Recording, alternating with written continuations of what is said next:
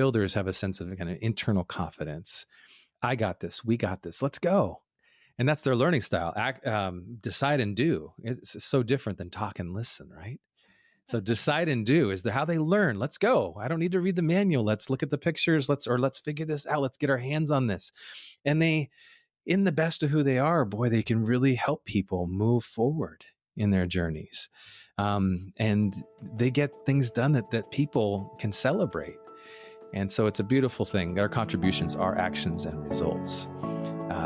And they love to give that. And they love to make a positive difference for themselves and others. Welcome to the Living Wholehearted Podcast, helping leaders live with integrity. Well, hey, everyone. Welcome back to the Living Wholehearted Podcast. And for those of you that may be tuning in for a first or sort of relatively new to our audience, we're glad to have you. This is a place where we talk to leaders, and leaders are anyone with a following, right? So if you're working as a leader in your organization or business and you're leading many, or you might be just a single mom and you might be leading your family, or you might be both, how you live and lead matters. And we're here trying to do this very work that we talk about, that we've written about, that we speak in places and work with leaders and cohort relationships. So we're right there with you in this process. And today, we thought we'd throw it back a little bit, right? Right, Terra? We thought we'd toss it back a bit to earlier episodes. Like when we first started this. Before we do that, can we just mention your glasses? It's a really new, beautiful look for you. Why, thanks. Yeah. I popped maybe a little bit of a blood vessel in this eye. It's still healing. And so my contact lenses are, I'm just on hold for that. So yeah, there you go. I'm pretty studious. Why, thank you. Okay. Yeah, thanks. Appreciate that. Okay, so we're throwing it back. Yeah, in our earlier episodes, I mean, gosh, we're around 200 plus now at this point, I think. But when we first started out, we started sharing about a tool that we have been utilizing for now 13 some years. It's just the best available human capital instrument that we've found. And we've really dropped all the others over all the years that we had used previous assessments in helping to understand people's hardwiring. So that's the Core Values Index. So we thought we'd toss it back and bring some fresh content for what we've been learning around the CVI through the various disciplines at Living Wholehearted, both in professional counseling, and we've got our clinical team that's been trained to use the CVI. Primarily, Terra and I mean, you and I, we use this for in our executive coaching relationships, in our organizational development work, and then on the side, all kinds of things with regards to marriages and families. When people can see themselves more accurately, the most accurate that they possibly can, then they can learn to live within the limits, and they can see other people more accurately. And that's one of the biggest keys and takeaways as to why we would utilize this assessment, why people utilize assessments in any sense. We just have found that this is the most effective. It really gets deeper, and the reliability shows that as well. It's the highest reliability, deeper and closer to fingerprint, which is what every assessment is trying to get to. Unchanging, hardwired nature, who you are and will be over the arc of your life. And that's what's kind of fun about this is that it's been something we've played with for 13 years. We've seen the effectiveness. We've actually used it very intentionally. Yeah, there's no doubt about it, but it is playful in the sense that we've applied it in our own marriage, in our relationship with our girls as we've raised them, and they're now in their mid-teen years, late teen years. So in that sense, we played with it. Well, let me give you some of the outcomes, and that might keep you around a little bit to want to listen more. Now, if you've been around and you've taken your CVI, your Core Values Index on our website, livingwholehearted.com, this will be a refresher for you, or maybe you're still new to it, or maybe you never heard about it. So some of the outcomes, one of the reasons we use it is because it really helped us in our own marriage. We were trained in up to 20 different assessments between leadership, mental health, ministry, all of the top notch. And this was the first assessment that really gave us some practical roadmap to helping us in our marriage and gave us some ahas about our true hardwired nature. We had made a lot of assumptions. Some of the assessments didn't get it fully right. They weren't as reliable. And so We were fooling them. And this one really called it out. So it changed that. It helped us in our parenting. Our Yeah. girls as teenagers are normal teenage girls, but it really has given them a lens to help them understand conflict resolution, to see their value in our little community, in our organization as a family. And then also being able to work with teachers and coaches and classmates and teammates and other people to not take things so offensively and to recognize, oh, that they're wired different than I am. They communicate different. They value something different. And then fast forward in our clientele, we've just seen this be the quickest assessment to be able to apply right away and to give people a roadmap for healthier relationships in their workplace and in their personal lives. So that's just a little bit of the fruit. You'll hear more as we keep going, but hopefully you'll stick with us for the next half hour, 45 minutes.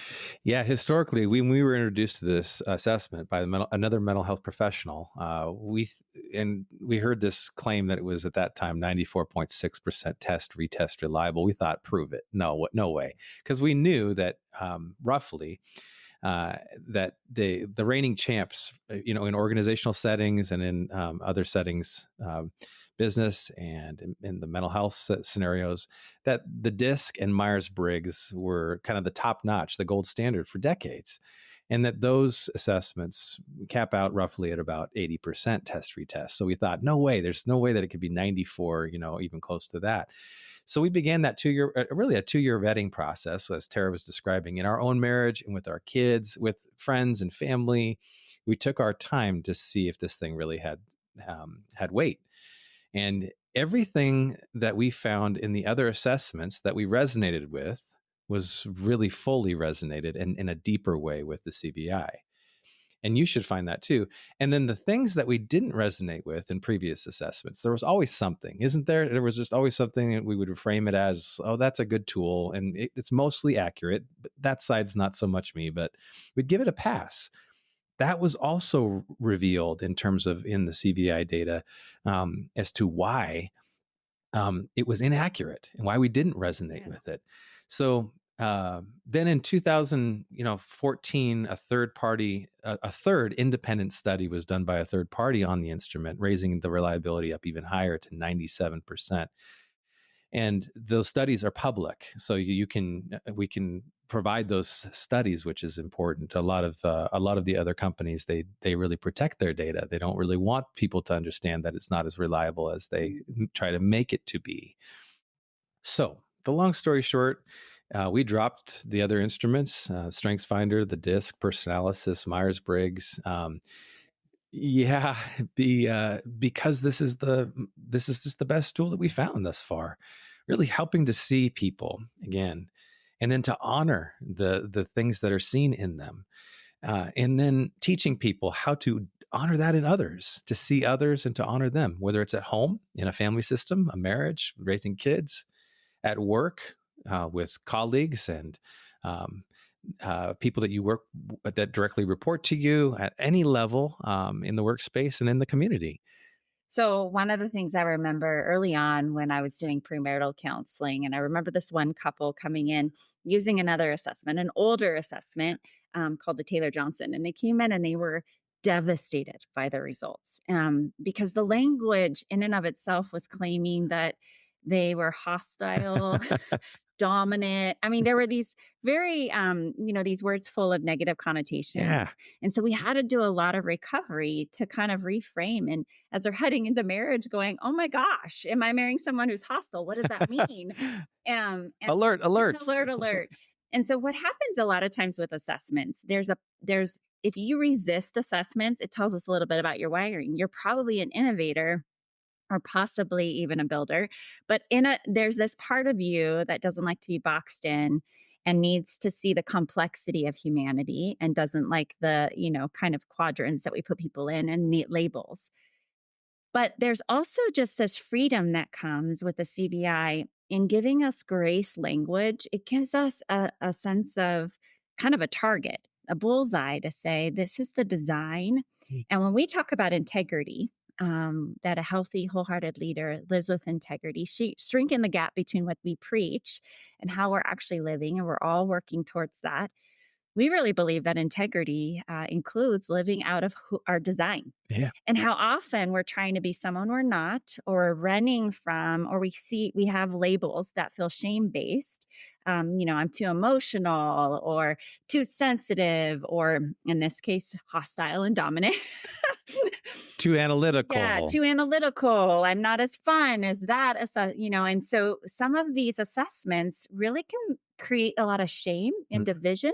Mm. And when we bring these into organizations, I have seen how CVI has brought just this level of deep breath where people have just been like, oh, so many other assessments right now are kind of like, you're in the wrong spot. You're not doing the right thing. There's someone better for your job.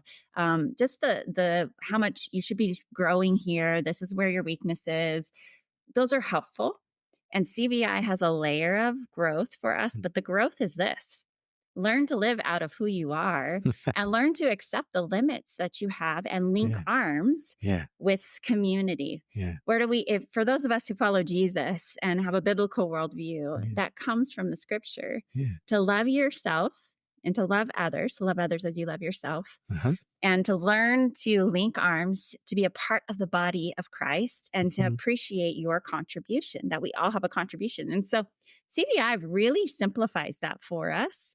And then it helps us to really learn how. That's where parenting, Proverbs 21 says, you lead it. 22? Proverbs 22? I don't know. I'm second guessing right now, but it's a proverb. We can look that up. Yeah. There's a proverb that says you train up a child in the way they should go.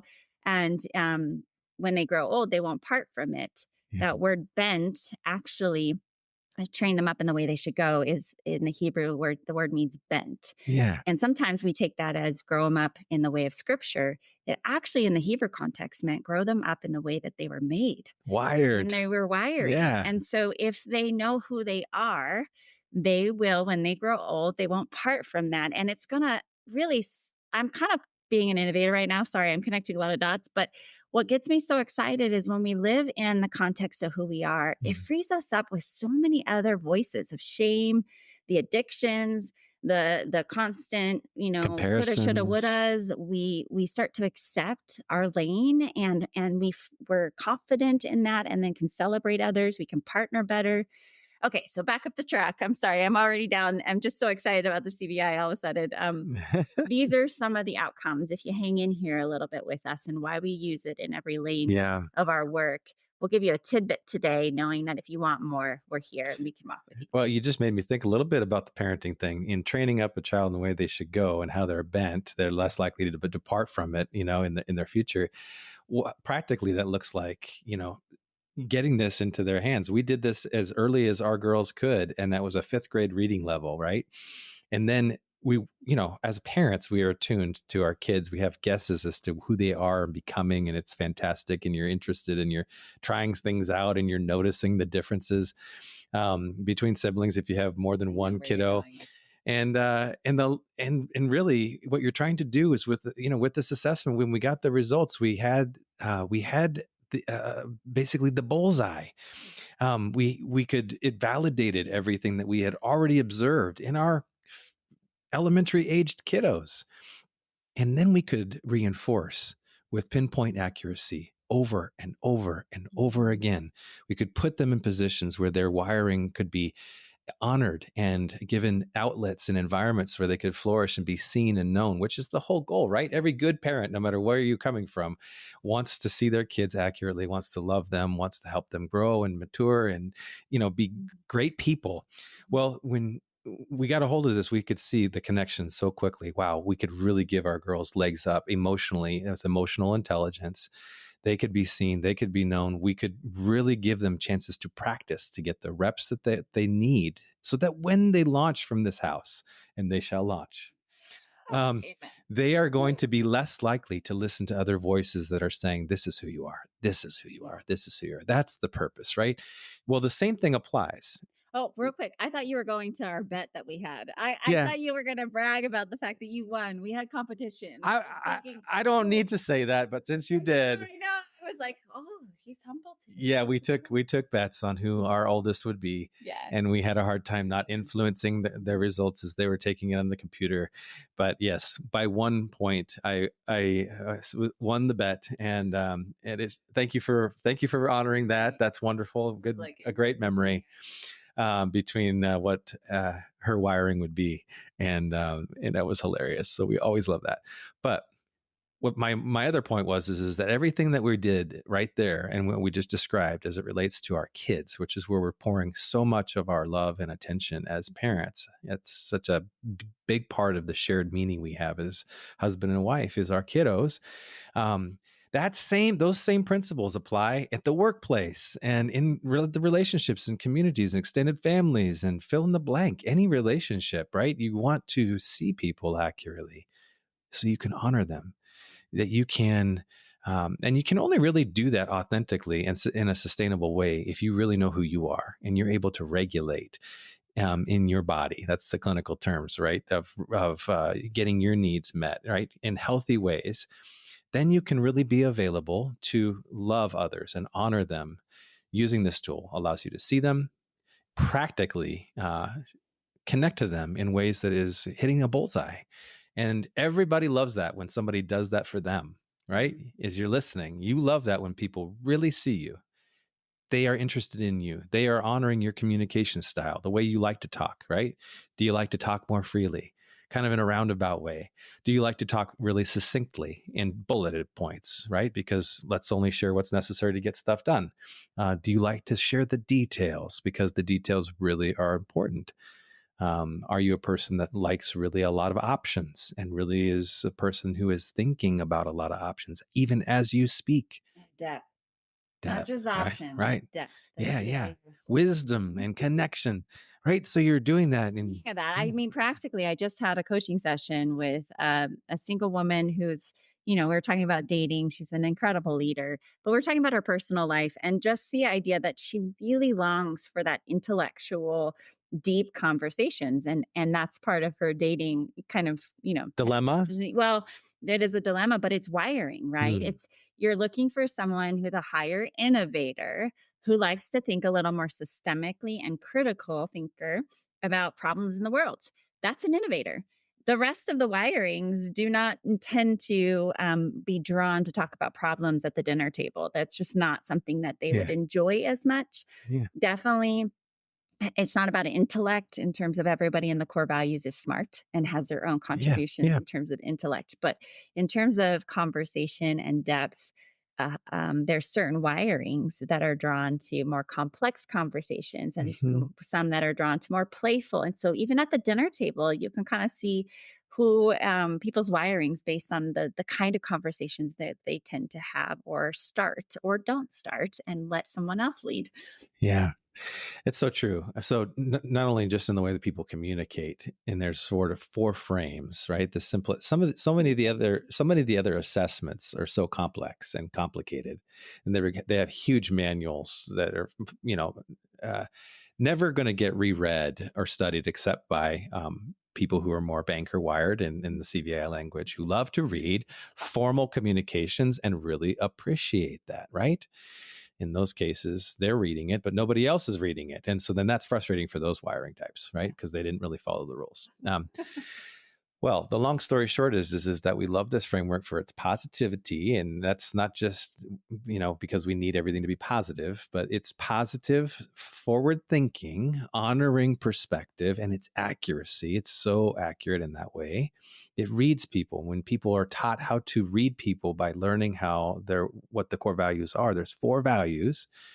And these values really describe people on the planet. It doesn't box anybody in. There's so much room for nuance in this tool under the umbrella of honoring that is absolutely brilliant and beautiful in that way. It's not a Christian tool. It's not a spiritually based instrument. It actually has its origins and kind of the foundations for the creator of the tool, Lynn Taylor from Taylor Protocols, who embedded it within social sciences, Maslow's hierarchy of needs, and other things. And so it's built upon good research, and it's fantastic in its ability to, again, see people, which is the point. Everybody wants really to be seen and known. Our good friend and colleague, Dr. Kurt Thompson, speaks about that being the greatest underlying need of all in humanity as a psychologist. To be seen and known is the most important need of all. And the neuroscience supports that now. It's pretty clear. Mm-hmm. Okay, so let's start, because we're 20 minutes in and we haven't even described anything specific about the CVI. Can you guess what our wiring is? We are not detailed. We're not linear. Jeff's a little more linear than I am, but I'm a creative kind of way of approaching things. But we gave you context, we gave you our why, we gave you our outcomes. Now let's just talk a little bit about the 4 core values. Some of the things that if you're a part of any of our trainings, if you're a part of a cohort, you come to coaching, you go to counseling, we have marriage retreats.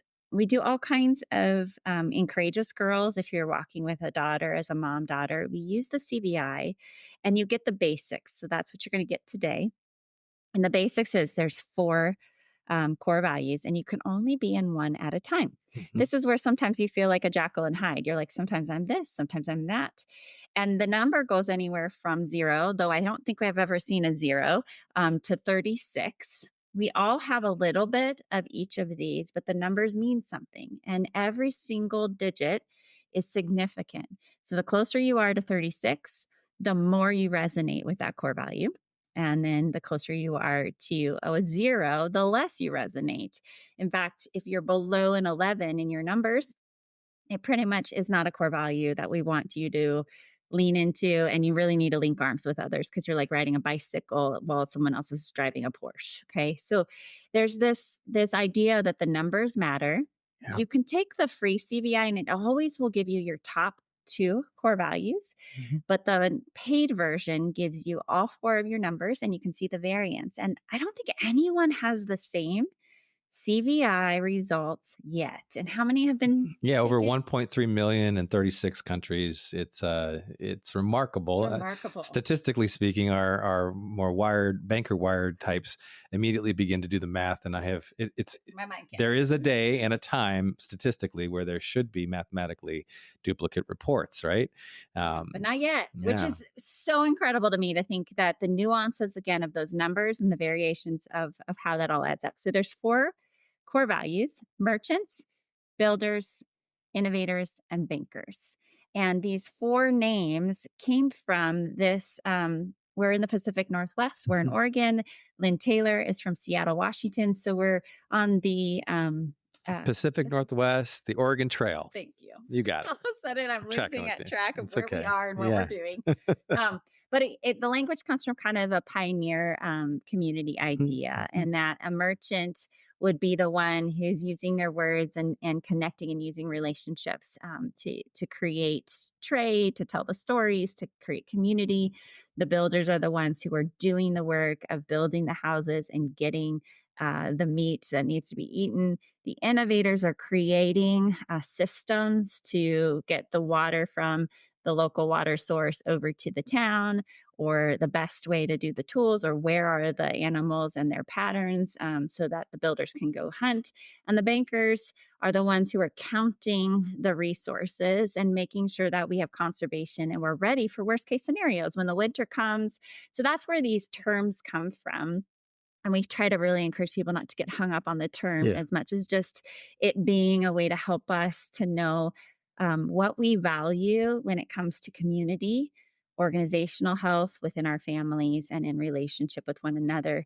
That's always pulling at us. And the CVI is different than many other assessments in that it says, being 97% reliable, that when you were born, you were given the set of core values, and those core values are with you the rest of your life, and they will not shift. So that's where it's a hardwired nature. Then you have your story, your environment, your family, the things, nature versus nurture. And the highs of lows of life. Yeah, the traumas that affect us.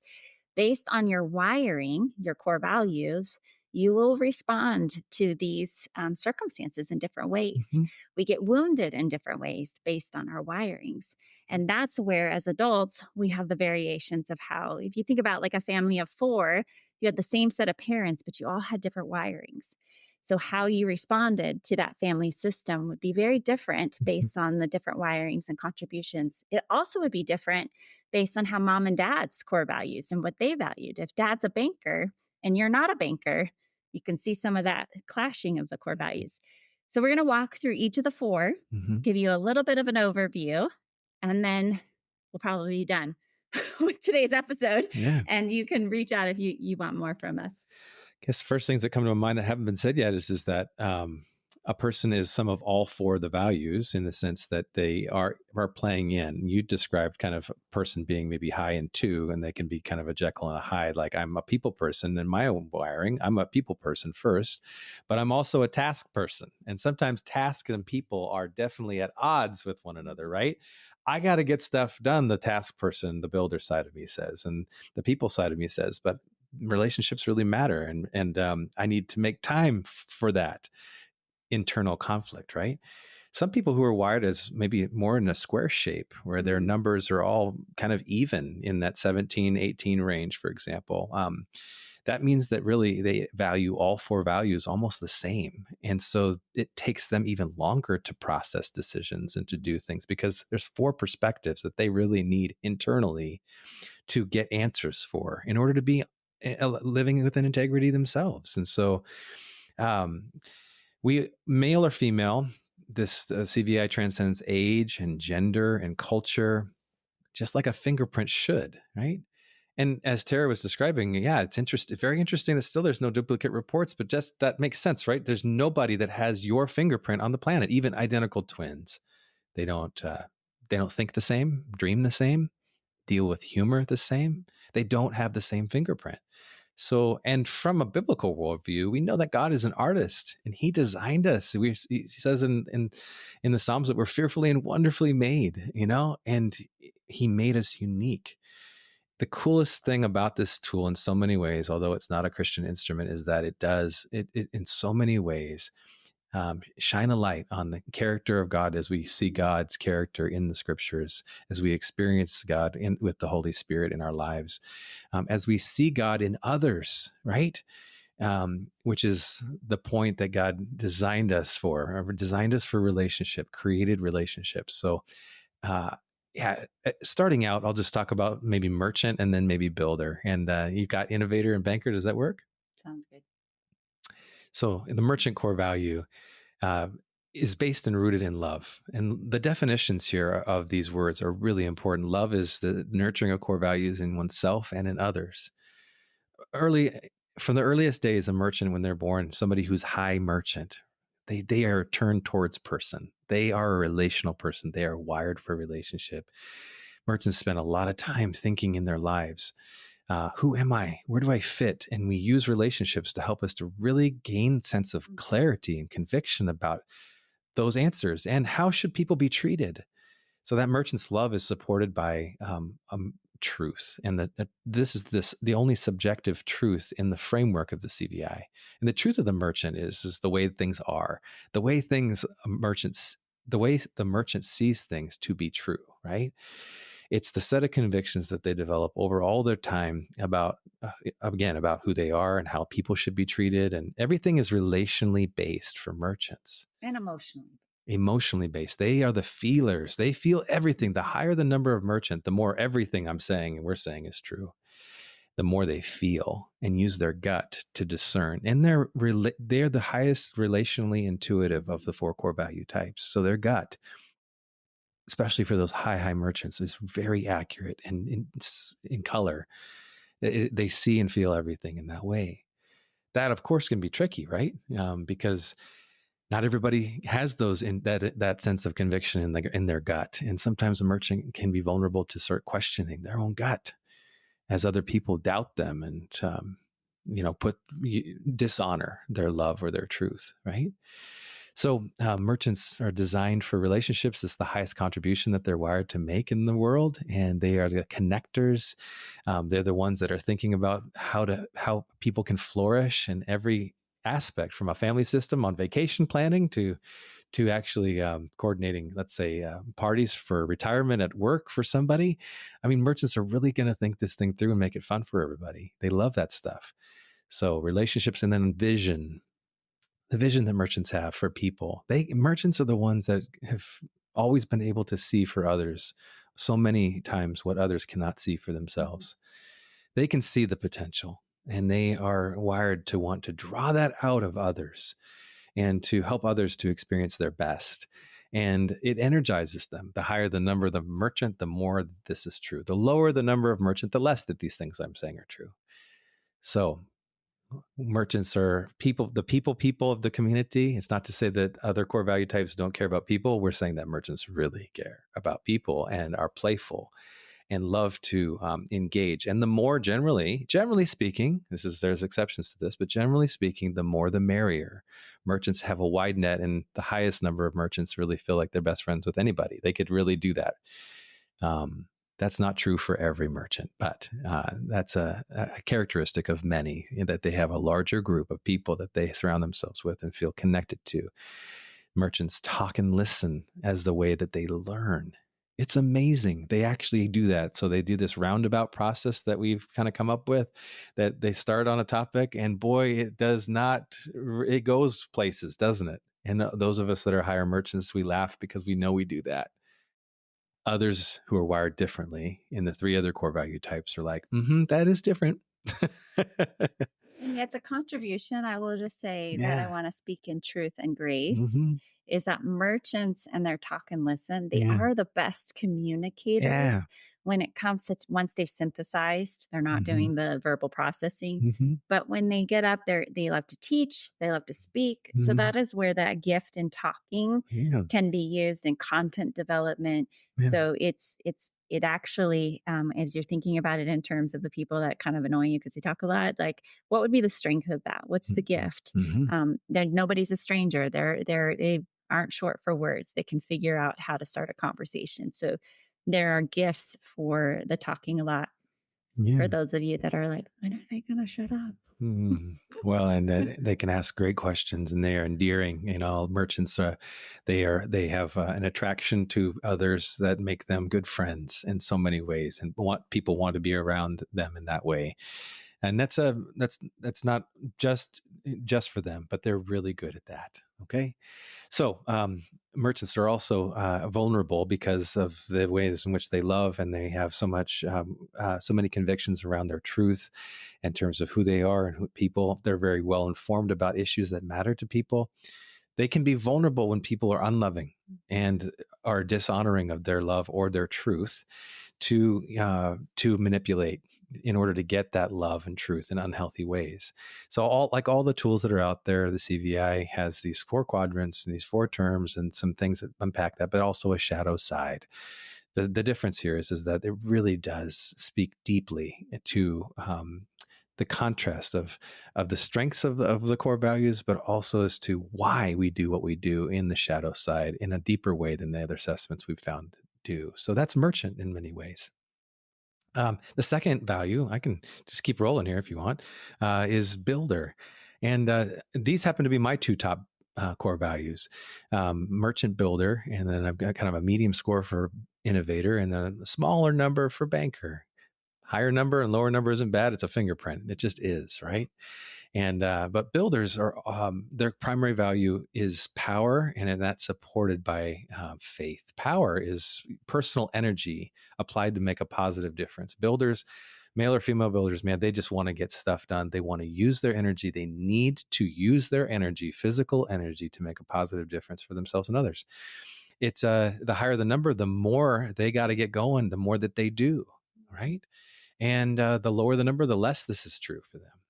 But they also have this faith component. It's not a spiritual faith in this scenario. Faith in this framework is that they know what to do, or they will know what to do if they don't immediately. Builders have a sense of kind of internal confidence. I got this. We got this. Let's go. And that's their learning style. Decide and do. It's so different than talk and listen, right? So decide and do is how they learn. Let's go. I don't need to read the manual. Let's look at the pictures. Let's figure this out. Let's get our hands on this.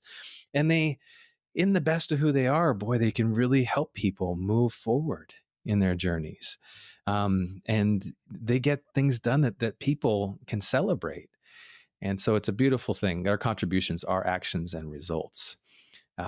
And they love to give that, and they love to make a positive difference for themselves and others. But builders, though, they can be vulnerable when people challenge their ability to do that stuff, to get things done, to take the action that would lead to results, or they dishonor their faith. That sense of belief cutting them down. A builder can be vulnerable to use intimidation to get their needs met, of being seen as the powerful one, the one that knows what they're talking about and knows how to get stuff done, get that met in unhealthy ways. And we got to help builders. I have to work on that in my own life to regulate that, right? So builders and merchants, two beautiful contributions made to the world, two types of people that God made. I happen to have both of those values that are stronger in me. Every person has some of all four values, but those things are two of the dominant drivers in my life: people and tasks, getting stuff done. What about our innovators and bankers? Yeah. So merchants are the people. Builders are the action people. We did hand signals one time with some kiddos. They were having to remind us. So I don't even remember what the people was. It was the peace sign. Keeping the peace. People. Yeah. Action people are the builders. And then us innovators were the options people. What was our hand signal for that? It was kind of like this. It's like, I don't know which ones to choose. Okay. No, we do know what to choose eventually. But yeah, it's sort of like interesting. We got options here. Yeah. So our innovators are our wisdom and compassion people. So those are their two main core values. And the wisdom is they see the problems and then they know what to do about it. Mm-hmm. And the compassion is this ability to kind of wait for the right solution. They weigh out, they remain curious and inquisitive and want to collect all the data before they actually make a decision and act, right? Yeah. So that's the weighing all the options.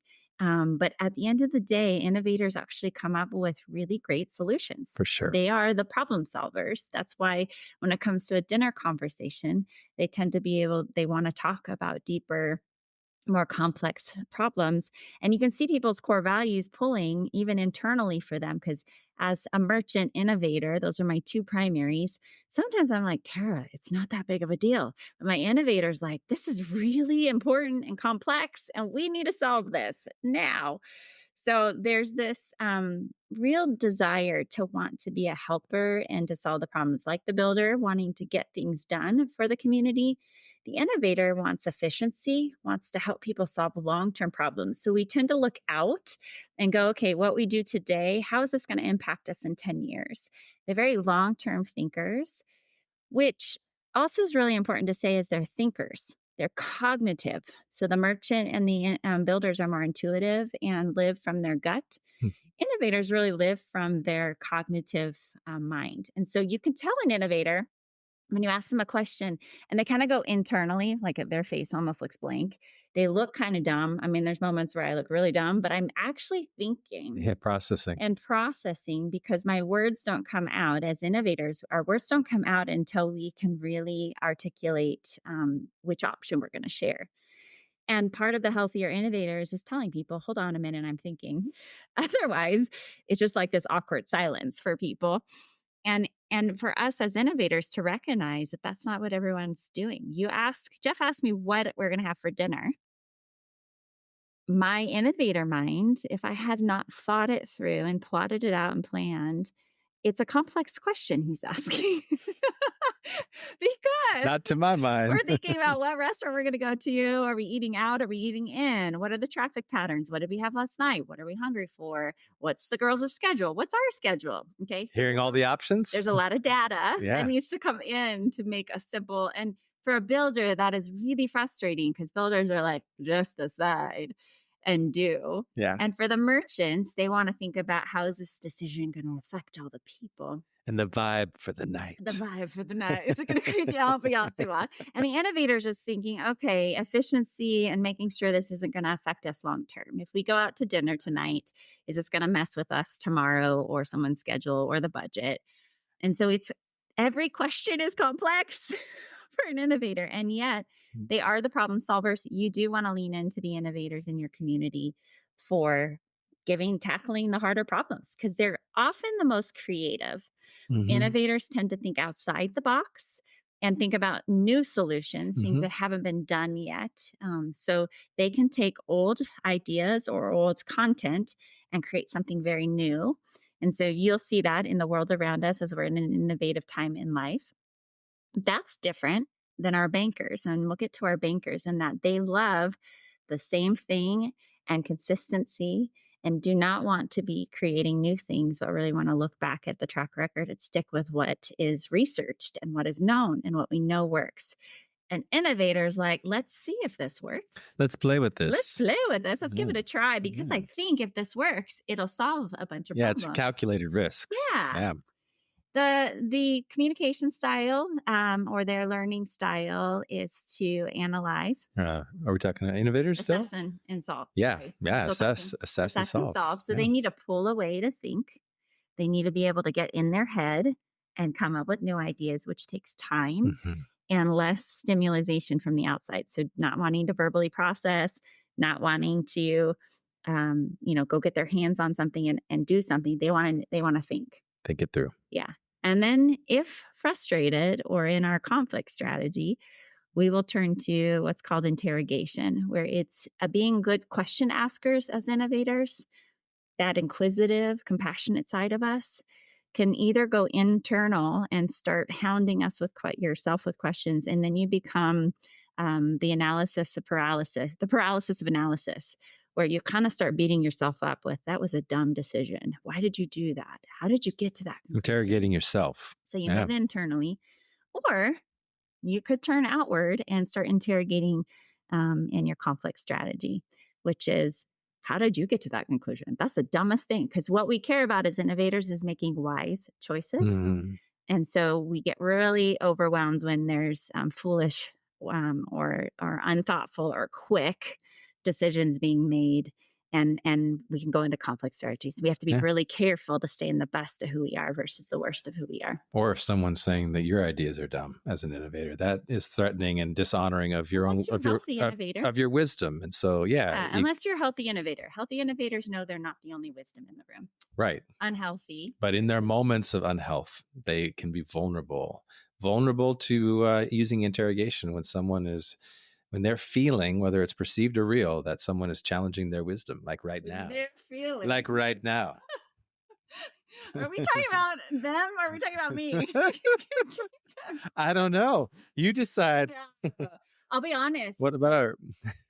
that I do go to interrogate towards Jeff, but I don't do that outside of our home. So lucky me. Is that I will probably move to more my merchant manipulator if I'm in unhealth outside the home. Yeah. But in the home, Jeff does get my interrogator, and I think it's a safety factor. And so you'll notice that you can tell your core values and which one was wounded by the way that you're clashing. And I think it's because Jeff and I are both merchants. We really do care about relationship, but we clash when it comes to his builder. And you'll see some intimidation sometimes from me that I'm working on too, so trying to be as healthy as I can.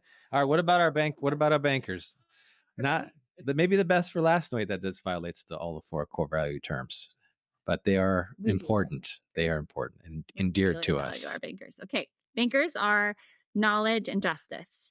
And knowledge, a lot of bankers would rather use the word excellent instead of knowledge, but they want to know the how and why of things. Yeah. So they ask a lot of questions and they want a very step-by-step how to do something or why did we do something. So the research, they want to read the manual.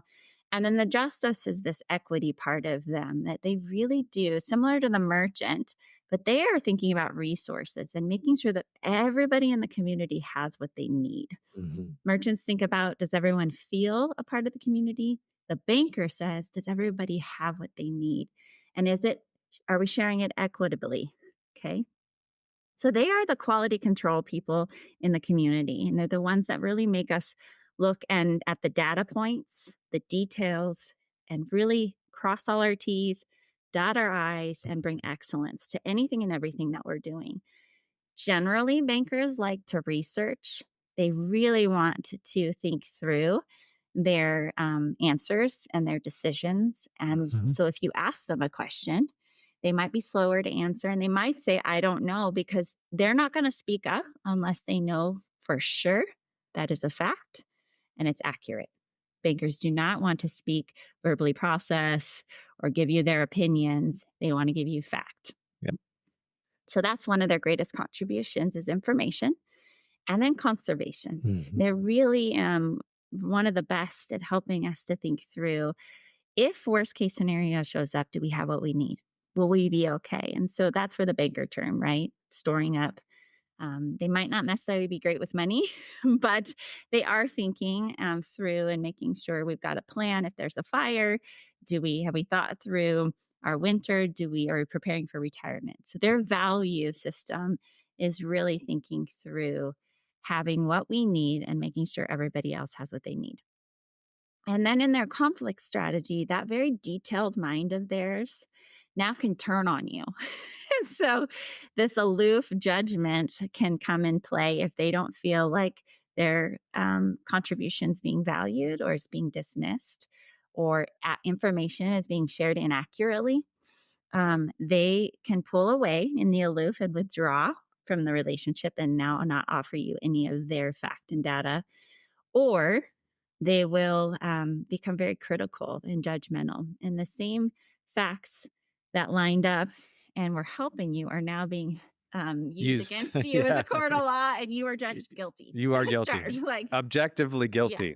And so what's interesting is that bankers take the longest to get offended because they are like, okay, that's one data point. That's another data point.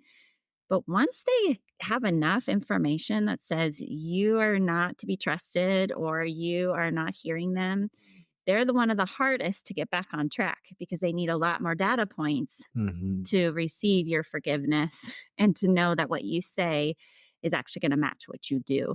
So there's these insights that we have for all four of these core values, but our bankers, I just want to end with this positive note about them. They're probably one of the most thoughtful of the four quadrants. Loyal. They remember all the details about you.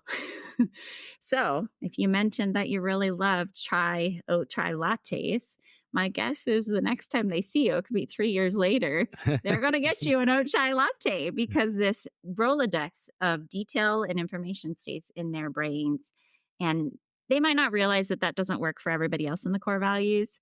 But for bankers, that's just a way of life. They love to read. They love to collect data for the sake of data and information. Yeah, read and analyze is their learning style. You never know when it'll come in handy. Yeah, that's how they learn. That's so true. Yeah. So this is kind of a welcome back to the Core Values Index.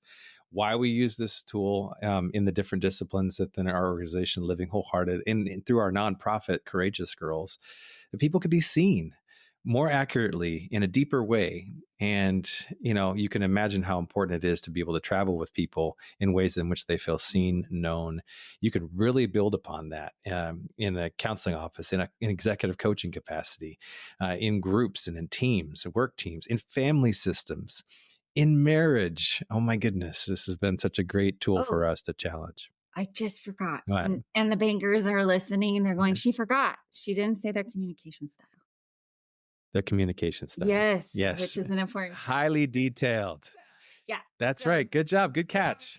Trying to honor the bankers right there. See? So their learning style is read and analyze. So that's why Jeff mentioned earlier to say they're going to ask, and they often do say, where's the book on the core values? And where could I read more? Because verbal processing, even a podcast, is harder for bankers to learn. It's a learning style when you learn about how you learn best. Bankers learn best when there's written print or formal communication. And it's very linear, A to Z, and it's dotted, detailed, and that's going to be the best. So when you're left hanging at the end of this podcast and you have a lot of questions and you have more like, I still don't know where to land, there might be some banker in you that's speaking up saying, I need more. More information. The builder's like, I got it. I don't need any more. I'm going to go now apply this. The merchant's craving this more relational, and you'll probably go talk to 10 people about the CVI. And then your innovator, if you've got that in you, you're already connecting dots and taking other information that you Yeah. have about the people in your life or the organization, and then taking and assimilating this podcast already. And you're probably just starting to create some solutions and have some plans already in place. That's how you can kind of see the different parts of who you are and how that's playing out in your relationships. Okay, I interrupted. Keep going. I guess just to kind of conclude, right? I mean, it's about that time to say that this is to whet your appetite around this tool, and how we utilize it, how you can utilize it. Right? You can go to our website, livingwholehearted.com. You can take the free version. It's the same assessment as the full version. It's just that the full results are sort of hidden, and then you can always upgrade if you want to later. And paying that $49.95 is what the CVI company Taylor Protocols charges. Or you could just pay it right up front and take it and get your full results, right? Your 4 core values and the specific numbers. Then the numbers, as hopefully we've shared today, are the nuance, right? That more accurately describe the beauty and the diversity that makes up you, and the mystery of it, really. And it helps break it down in ways that allow you to be seen and known, which is a wonderful thing to feel and experience in relationships. In order to have healthy relationships, we have to do that better. So there's hope in that. It's so purposeful. It takes about 10 minutes to take, depending on your wiring. Some bankers sort of take a little longer, right? Because they need to analyze and read the word choices and the definitions, and that's okay. That's all part of this. But about 10 minutes to take, you get your results back immediately after. And then at Living Wholehearted, we're available to you to be able to do a deeper dive and unpack if you want. That's where really the gold comes from. The web-based report is okay, but the magic and the gold comes from really looking at it with somebody who knows this tool and can deliver so much gold to you that you can begin applying into your life and relationships right away. One of our favorite things to do is to come alongside a leader and to help them know themselves, and then to come alongside the people in their wake, whether that's their executive team or whether that's their spouse or that's their entire family. So your web of influence is really, we know that if you're walking with integrity and doing your work, you're going to impact everybody in your wake. And if we're not, then everybody in our wake is going to pay. And it's just a matter of time. Yeah. And so CVI is a vehicle. It's a tool to help us have better insight to why we do the things we do, and a roadmap. There are some beautiful roadmaps that we didn't give you today on how to actually not be in our conflict strategies all the time and how to be more mature and to keep in step with the best of who we are versus the worst of who we are. So hopefully that gives you an insight a little more of when we're in our podcast and you're listening to us and you're going, they keep using the CVI. They keep talking about the CVI. And we just thought, you know what, let's give you another deep dive into this tool. I am a merchant innovator. So now as you're listening to me in the podcast, you'll probably go, oh, and Jeff is a merchant builder. He's often more merchant on the podcast, but a little more succinct. And you'll hear him often. This is where the builder and innovator, we have permission. We've worked on this over the years, but he'll say, saying it another way, or what she means is, because I'll say something really complex and then he kind of synthesizes it for me. Yeah. We work together on that. That's us practicing what we preach there, linking arms, right? And trying to honor the core values and the differences that they are represented between us so that we can actually be who we are authentically and also see and connect with more of you in your wiring and try to honor all 4 types of people on this planet, right? Have fun with this. When you start seeing people in this way from how we're describing, just watch how they communicate at the grocery store, in your family when you get together, and just observe. It's amazing just by how people talk in one of those 4 ways that we described. It's going to reveal probably their primary or their secondary core value. And then what you do is it gives you that roadmap, right? The choice is then, am I going to honor the wiring that I'm seeing before me? That is this person, so much of this person, or not? And people are complex. And so when we think of those that, of course, are more balanced and have all 4, that means you've got a lot of work to do to honor that person, because all 4 of those values are operational in them and mean something to that person. So you get a great challenge to be a graduate level student of the other. But of course, if you're married to somebody or you got kids, you love these people. Prove it by trying to honor their values. Learn to know your own and live within your limits, but also into your potential. And learn to draw out the potential and honor the limits of others in healthy, interdependent ways. Enjoy the ride. That's as good as we can have it, I think, in this lifetime. So can we end with a cheesy modeling and practice? Okay, this is counselor. Oh my So, gosh. I know, you never know where I'm going to go with this. I thought I gave a great close right there. Did, but this is going to be good. Oh, here we go, people. Freestyle. Okay, we're ending with this. Okay. We're going to... You don't even know. She's innovating on the spot. We're going to end with...